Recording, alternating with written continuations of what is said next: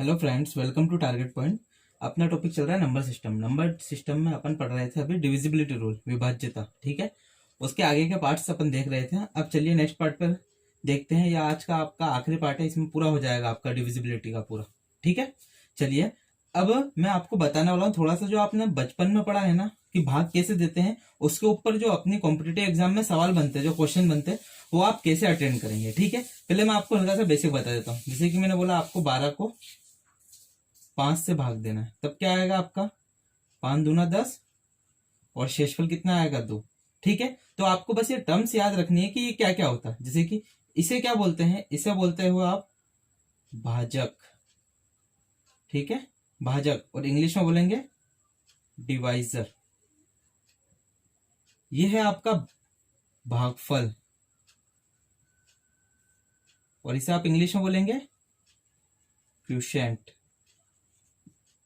ठीक है, ये ओ है क्वोशिएंट। ये आपका जो ये रहता है आपका भाज्य जो है इसका, इसे कहते हैं भाज्य डिविडेंड। ठीक है, इसे बोलेंगे आप डिविडेंड, डिविडेंड। ठीक है, अब जो ये टर्म है, ये आपको ये तो पता है कि इसे क्या क्या बोलते हैं, हिंदी इंग्लिश में दोनों में। अब ये जो है इसका रिलेशन कैसे बनता है, जब आप भाजक और भागफल को गुणा करोगे तब, और उसके अंदर अगर शेषफल जोड़ दोगे तब क्या मिलेगा आपको, ये शेषफल है ना, शेषफल, और जोड़ दोगे तो आपको मिलेगा भाज्य। इसको इंग्लिश में बोलते हैं रिमाइंडर, रिमाइंडर। ठीक है, तो कहने का मतलब भाज्य बराबर जो रिलेशन होता है, भाज्य बराबर भाजक गुणा भागफल, इन दोनों का गुणा, और अगर आप शेषफल जोड़ दोगे, शेषफल जोड़ दोगे, शेषफल, अगर आप इसमें शेषफल जोड़ दोगे तब आपको क्या मिल जाएगा, भाज्य मिल जाएगा। कहने का मतलब भाज्य 12 है। ठीक है, 12 है, भाजक 5 है, भागफल 2 है, और शेषफल कितना है, 2 है। देखो आ रहा है क्या 12, हाँ, 5 दूना 10 और ये 2, ये भी 12, और इधर बराबर के इधर भी क्या है, दोनों तरफ 12। तो 12 इज इक्वल टू 12, LHS बराबर RHS, मतलब ये जो आपके रिलेशन है ये सही है। ठीक है, तो ये रिलेशन ध्यान रखना। भाज्य निकालना है तो आसपास वाले दोनों का गुणा और शेषफल को जोड़ते हैं तो आपका भाज्य निकलता है। ठीक है, चलिए अब इस पर कुछ क्वेश्चन देखते हैं। सबसे पहला क्वेश्चन आपको दिख रहा होगा, जिसे में क्वेश्चन में दिया हुआ है, इसमें भागफल दिया हुआ है, भाजक दिया हुआ है, शेषफल दिया, भाज्य पूछा है। तो अभी आपने देखा भाज्य का रिलेशन क्या था, भाज्य बराबर होता है भागफल, सॉरी पहले इसे भागफल भी लिख सकते हो, इसे कोई दिक्कत नहीं, भाजक गुणा भागफल और प्लस में शेषफल में रिमाइंडर लिख रहा हूं। ठीक है, तो इसके अंदर भाजक दिया है, कितना दिया है, भाजक 100 दिया हुआ, 100 इंटू 403 क्या है आपका भाजक, और प्लस में रिमाइंडर कितना है 58। ठीक है, अब देखिए ये हो गया आपका।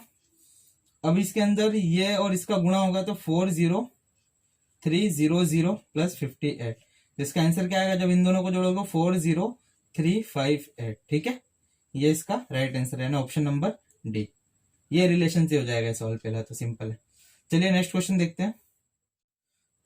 दूसरा क्वेश्चन है आपके सामने, ऐसा दिया हुआ है कि भाग के एक प्रश्न में भाजक भागफल का 10 गुना है। चलिए लिख देता हूं मैं, ये हो जाएगा आपका भाजक, ये भाज्य डिविडेंड, और ये भागफल क्वोशिएंट। ठीक है, और यहाँ नीचे रहेगा आपका शेषफल, शेषफल यानी रिमाइंडर। ठीक है, अब क्या बोला है इसके अंदर, जो भाजक है वो भागफल का 10 गुना है। कहने का मतलब अगर भागफल में आप 10 का गुणा करोगे तब आपको मिलेगा भाजक। ठीक है, भाजक है जो भागफल का 10 गुना है। ठीक है, चलिए, और जो शेषफल है, शेषफल 5 गुना है, शेषफल का 5 गुना है, कौन, भाजक की। अभी सेंटेंस कंप्लीट हुआ ना, और बोल रहा है और शेषफल का 5 गुना है, मतलब शेषफल में जब आप 5 का गुणा करोगे तब क्या मिलेगा आपको, भाजक। ठीक है, तो आप देखो शेषफल का 5 गुना है भाजक। अब क्या बोला है इसने, भाज्य ज्ञात करना है, ये ज्ञात करना है। तो आप सिंपल से देखिए, शेषफल दिया है क्या, हाँ दिया है, शेषफल 46 है, 46 है शेषफल। तो देखिए अगर 46 शेषफल है तो मैं भाजक निकाल सकता हूँ। भाजक कैसे निकलेगा, भाजक बोला है ना शेषफल का 5 गुना है, तो शेषफल 46 है, इसमें 5 का गुणा करेंगे तो 230 आ जाएगा आपका, ये आ गया आपका क्या, भाजक। अब आपको बोला भागफल का 10 गुना है, तो कहने का मतलब अगर मैं यहाँ पर भागफल की बात करूं, भागफल, भागफल इंटू 10 गुना होगा तब यहां पर आएगा आपका भाजक। जो भाजक है भागफल का 10 गुना है, तो मुझे अगर भागफल चाहिए तो मैं डायरेक्ट इस 10 का इधर अपॉन में भाग कर दूं। तो कहने का मतलब भाजक कितना है 230, 230 में 10 का भाग दिया तो जो भागफल आएगा, भागफल कितना आएगा आपका 23। ठीक है, आपको 23 क्या मिल गया भागफल, और भाजक मिला है आपको 230। अब आपसे भाज्य पूछा है सिर्फ, तो भाज्य आपको पता है इन दोनों का गुणा और शेषफल का जोड़, तो इन दोनों का गुणा कहने का मतलब भाजक और भागफल का, तो 230 इंटू 23 और प्लस में शेषफल कितना है आपका 46। जब इसका गुणा करोगे आपस में तो कितना आएगा 23 और 23 का गुणा होगा 529, स्क्वायर याद होंगे आपको, और प्लस का 46। जब इन दोनों को जोड़ोगे आप तो कितना जाएगा 5336। ये आपका आंसर है, और ये कौन से ऑप्शन में, ऑप्शन नंबर सी में। तो आपको भाज्य निकालना था, तो आप क्या करोगे, पहले शेषफल से भाजक में गए, फिर भाजक से भागफल निकाला। जब तीनों निकल गए हैं तो भाज्य कैसे निकलेगा, इन दोनों का गुणा करके ये जोड़ दो तो भाज्य निकल जाएगा। ठीक है, चलिए नेक्स्ट क्वेश्चन देखते हैं। अब मैं डायरेक्ट करूंगा, जैसे कि तीसरा क्वेश्चन आपको दिख रहा हो वैसे ही है थोड़ा सा। ठीक है, तो इसके अंदर क्या बोला है, भागफल का 8 गुना है, ठीक है, और शेषफल का 4 गुना है। शेषफल कितना दिया 12, तो मैं सबसे पहले भाजक निकालता हूं। भाजक निकलेगा, शेषफल का कितना है, शेषफल 12 है और शेषफल का कितना है 4 गुना, तो 12 इंटू 4 तो कितना आ गया 48। भाजक निकल गया, भागफल निकलेगा, हाँ निकलेगा भागफल। भागफल कैसे निकलेगा, अगर जो भाजक है वो जो भागफल है उसका 8 गुना है, तो भागफल भाजक का 1/8 होगा, मतलब ये इसमें 8 का भाग देना पड़ेगा। 8 6 48, मतलब ये 6 आ गया। आपसे पूछा भाज्य, तो आपको पता भाज्य बराबर क्या होता है, भाजक और भागफल का गुणा, मतलब 48 इंटू 6, इन दोनों का गुणा। ठीक है, और इसके अंदर क्या जोड़ दोगे आप 12, तो गुणा करोगे, 12 शेषफल है ना, तो गुणा करोगे तो आ जाएगा 8 4 24 और 28, हाँ, और प्लस का 12, तो ये क्या आएगा 300।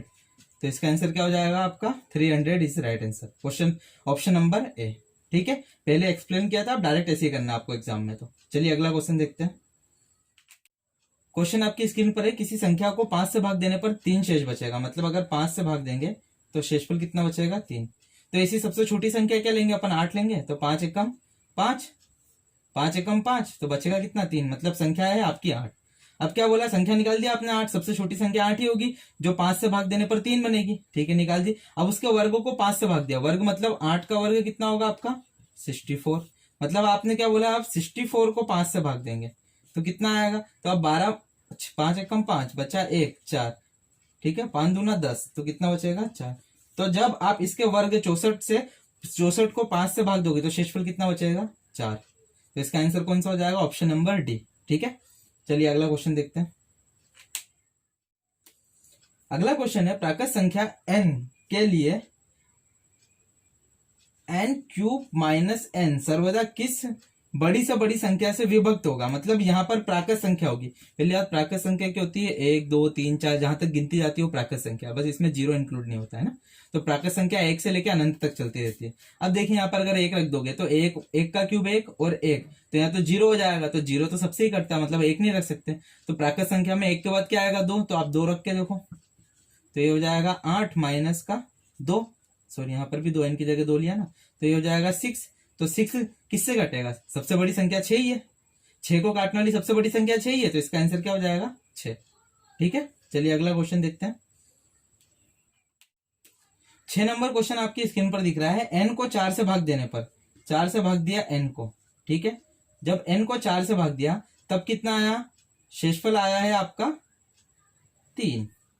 n को 4 से भाग दिया तो शेषफल 3 प्राप्त होता है, तो 2n को, चलिए पहले n की वैल्यू तो निकालें, तो सबसे छोटी संख्या 4 एकम 4, तो कहने का मतलब यहाँ पर क्या होगी, यहाँ पर 7 होगा। अगर यहाँ पर 7 होगा n की जगह तभी तो आएगा, सबसे छोटी संख्या 7 होगी तभी तो 3 शेषफल बचेगा, 4 एकम 4 बचा 3, 7 में से 4 गया 3, तो n की वैल्यू आपको पता चल गई है 7 है, सबसे छोटी संख्या n की 7 है जिस पर शेषफल 3 देगा जब 4 से भाग जाएगा, तो 2n बोला है, तो 2n मतलब 2 और 7 मतलब 14, कहना मतलब 2n 14, तो 14 को किसने बोला है, उसने 4 से भाग देने पर, तो 4 3 12, तो बचा कितना 2। तो अगर 2n को 4 से भाग देंगे तो शेषफल कितना होगा 2 होगा। ठीक है, तो इसका राइट आंसर है 2। चलिए नेक्स्ट क्वेश्चन देखते हैं। 7 नंबर आपको दिख रहा है, a और b को 7 से विभाजित करने पर शेषफल 5 और 4 आता है। कहने का मतलब ये a है 7 से विभाजित किया और b को भी 7 से विभाजित करा, ठीक है, ये दो अलग अलग है। तो एक बार जब विभाजित करा है ना, तब कितना आ रहा है, शेषफल आ रहा है 5, और दूसरी बार जब बी को कर रहे हैं तो 4 आ रहा है। तो देखो ए की सबसे बड़ी संख्या क्या होगी, तो देखो ए की 7 एकम 7, तो सबसे बड़ी संख्या क्या होगी ए की, सॉरी सबसे छोटी संख्या क्या होगी, तो सबसे छोटी संख्या देखो आप 12 होगी क्या। अगर ए की जगह 12 होगा तभी तो 7 एकम 7 होगा, और 12 में से 7 जाएगा तो 5 बचेगा, तो मतलब ए बराबर आपने निकाला है 12 है। ठीक है, उसी प्रकार बी की वैल्यू क्या होगी 11, तभी तो 7 एकम 7 होगा, और 11 में से 7 जाएगा 4 बचेगा, तो मतलब बी बराबर कितना है 11। अब इसने क्या बोला है, ए बी को 7 से विभाजित करना है, तो ए बी मतलब 12 गुणा 11। जब 11 और 12 का आप गुणा करोगे, कहने का मतलब 11 और 12 का गुणा करोगे तो आएगा 132 आपका, 132। ए और बी मतलब ए और बी का गुणा, तो 11 12 का गुणा 132 आएगा। तो 132 को आपने किससे भाग दिया, अब 7 से, ए बी को 7 से भाग दिया, तो 7 एकम 7, बचा कितना 6 और 2, 7 8 56, तो 56।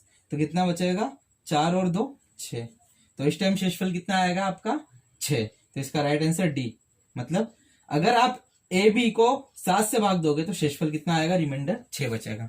ठीक है, चलिए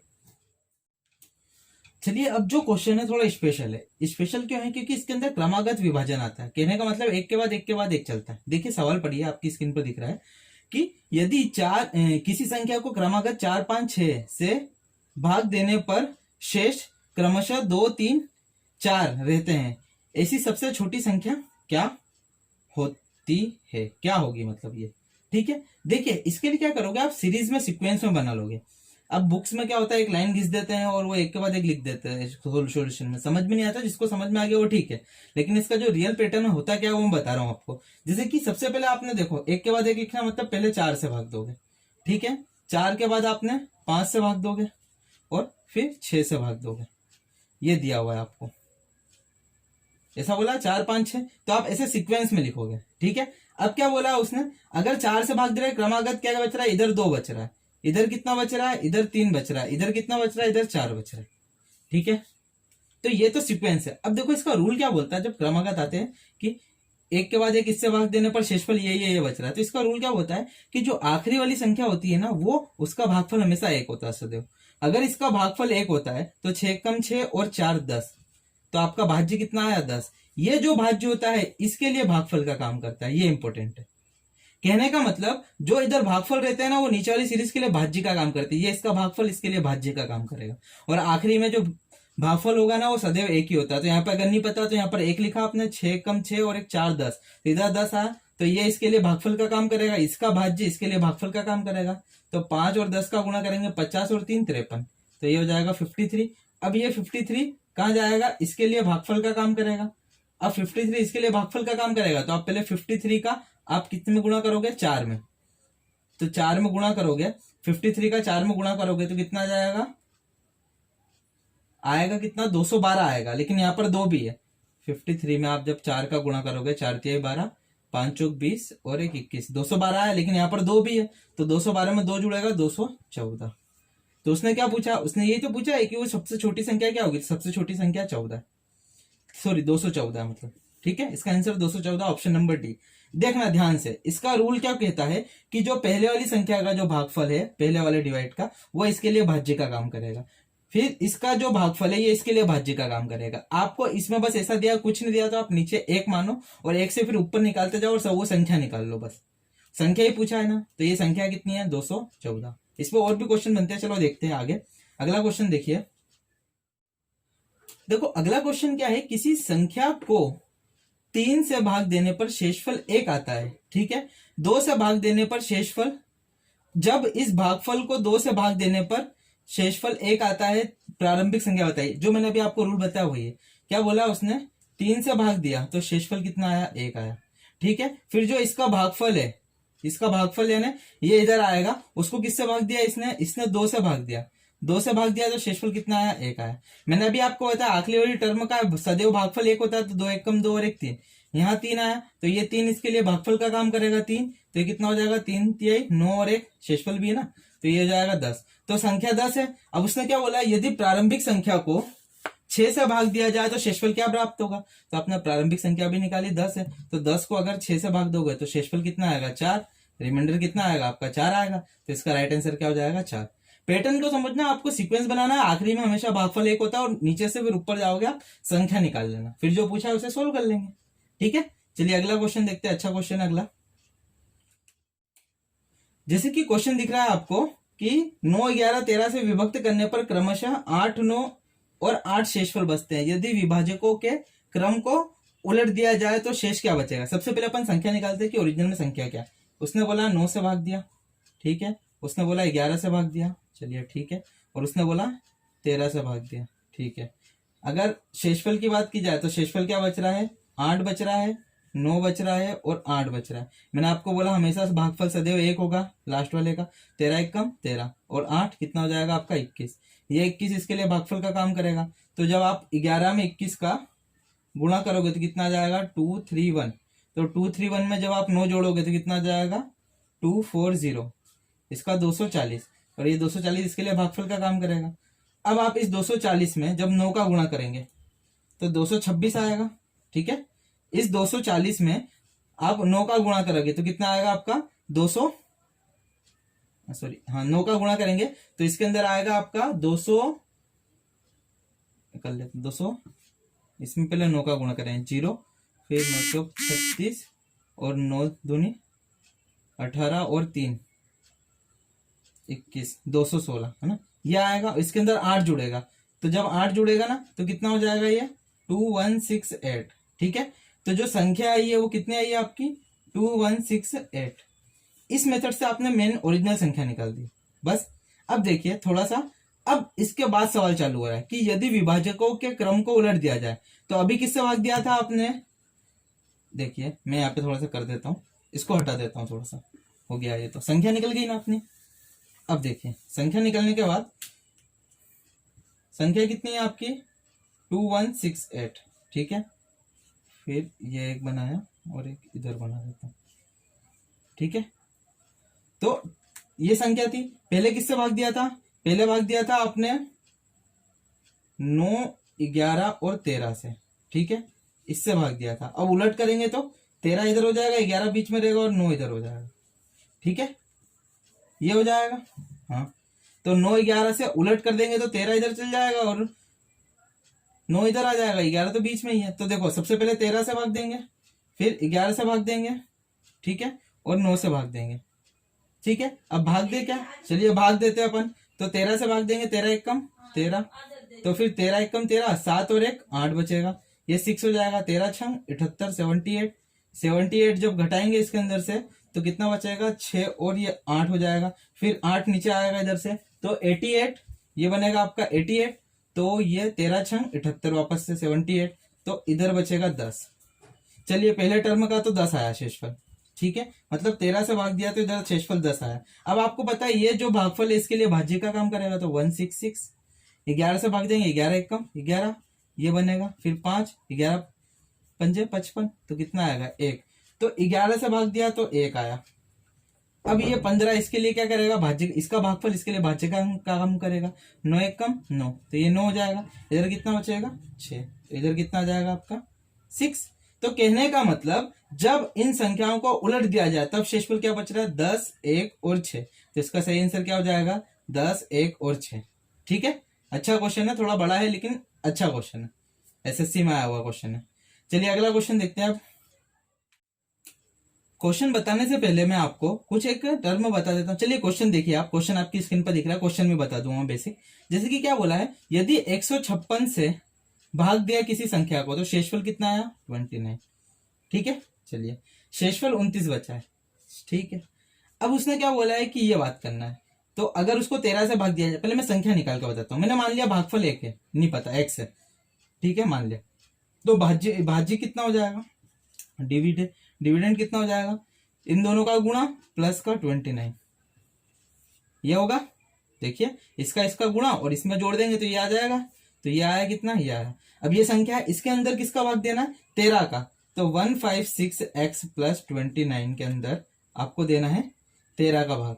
तो आप देखोगे अगर इसको अलग करूंगा x और अपॉन 13 और 29 अपॉन 13, तो ये 13 से तो पूरा ही कट रहा है ना, 13 1 कम 13, 13 दूना 26, 156 तो 13 से पूरा ही कट रहा है, तो इधर तो शेषफल 0 ही आएगा, इसका कोई मतलब ही नहीं। लेकिन इधर 13 दूना 26 और 3 बचेगा, तो प्लस का 3 रिमाइंडर आएगा।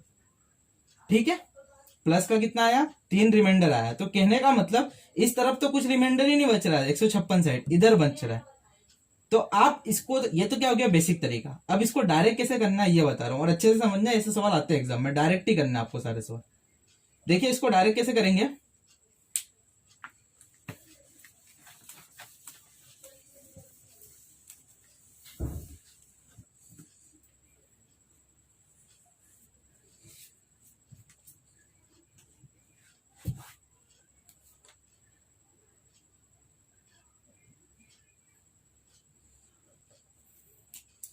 जैसे कि क्वेश्चन दिया है, यदि 156 से भाग दिया तो कितना बचेगा, 29।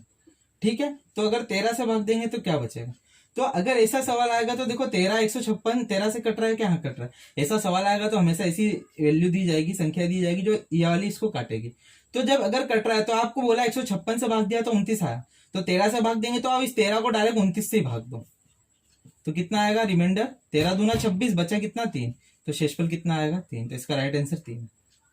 मतलब जो इसका शेषफल है इसी में 13 का भाग दे दो, तो कितना आ जाएगा 3 डायरेक्ट। और कैसे आता है ये भी बता दिया, रियल मेथड। ठीक है, चलिए अगला क्वेश्चन देखें। क्वेश्चन दिखा हुआ है आपको 136 से भाग देने पर शेषफल 36 मिल रहा है, तो 17 से भाग देंगे तो कितना बचेगा, तो मैंने बोला इसी से भाग दे दो। 17 को 36 को ही 17 से भाग दो, 17 दूना 34, बचेगा कितना रिमाइंडर 2। 17 दूना 34 बचा 2, तो शेषफल कितना बचेगा 2। ठीक है, चलिए अगला क्वेश्चन देखिए। अगला क्वेश्चन है, लास्ट क्वेश्चन है ये, आपको दिख रहा होगा कि यदि संख्या को 56 से भाग दिया जाए तो 29 बच रहा है, तो 8 से भाग देंगे तो क्या बचेगा, तो ये काट रहा है 8 56, तो 29 को ही आप 8 से भाग दे दीजिए, तो 8 यही 24, बचा कितना 5, तो रिमाइंडर कितना बचेगा इसके अंदर 5। तो इसका सही आंसर क्या हो जाएगा 5। ठीक है, तो ये आपका पूरा डिविजिबिलिटी का था, मैक्सिमम पोर्शन मैंने कवर कर दिया है जो एग्जाम्स में बहुत इंपॉर्टेंट और आने वाली चीज है। ठीक है, यह डिविजिबिलिटी का पूरा कंप्लीट हो गया। अब नंबर सिस्टम में अपन एक कदम आगे जाएंगे और अपन पढ़ेंगे अब बेसिक कुछ बेसिक है जो टर्म आपको पता होनी चाहिए आगे बढ़ने से पहले, तो वो अगले लेक्चर में मैं आपको पूरा एक्सप्लेन कर दूंगा। फिर एक अच्छा टॉपिक उठाएंगे नंबर सिस्टम का, उसको आगे बढ़ाएंगे। ठीक है, आशा करता हूं आज का लेक्चर आपको अच्छा लगा होगा। तो अगर अच्छा लगे तो वीडियो को लाइक कर दीजिएगा और शेयर कर दीजिएगा, और जिन्होंने अभी तक चैनल को सब्सक्राइब नहीं किया है वो सब्सक्राइब भी कर दीजिएगा। ठीक है, थैंक यू सो मच, मिलते हैं अगले नेक्स्ट लेक्चर में।